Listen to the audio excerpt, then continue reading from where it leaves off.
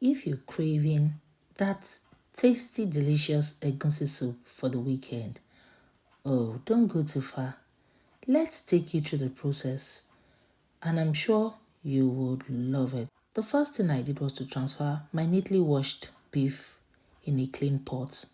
Next, I went in with my seasoning. I've got chicken seasoning, salt, mixed herbs, crushed chilies, and rosemary.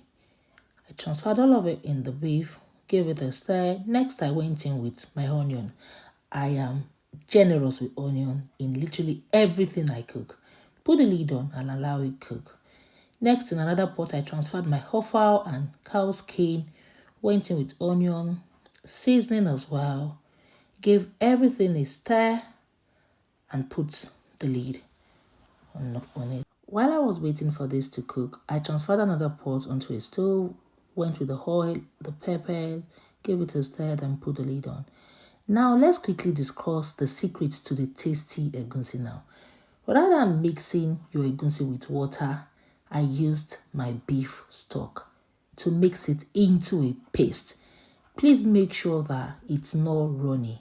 Next thing I did was to transfer some salt into the pepper sauce. Don't add too much, remember, you've got some salt in your beef stock. I scooped my egunsi paste into the pepper sauce in bits until I transferred everything into it. Then I put the lid on to give it time to fry properly. In about 15 minutes, I gave it a stir to prevent it from burning and put the lid on. After about 30 minutes, it was all fried. I went in with my homemade natural seasoning. It's made up of some prawn, shell, and head.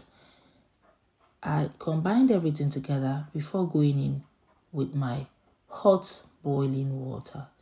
This will help it cook properly. Then I put the lid on. I then decided to put the clam in at this point because it was raw and needed to cook properly. So I transferred the clam in, combined everything, put the lid on to allow it to cook.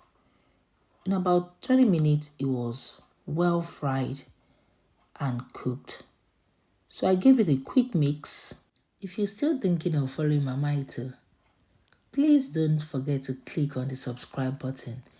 Yes, so I went ahead to test if the salt was good enough. Then I went in with my stockfish. Next, I went in with my cow skin. Next, I went in with my dry fish. And finally, my beef. I stirred everything together and gave it a bit of time to allow everything settle in or sit in nicely and infuse some flavor. At this point, the egunsi was ready. It was just as tasty as you could imagine. It was really ready. I'm sure at this point you can perceive the smell of the egunsi from your screen.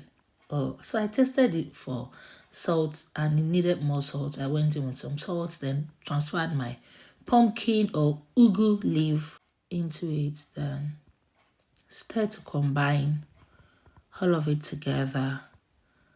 Oh, it was such a delicacy. I'm sure you like what you see. Please follow Mama Ito Special for tasty and yummy recipes. So I quickly transferred my yam on fire, boiled it, and made some lovely pounded yam to pair this tasty pot of soup with. What's a weekend without pounded yam and egunsi? Don't miss out on an amazing weekend. Thank you very much for your time. See you in our next video.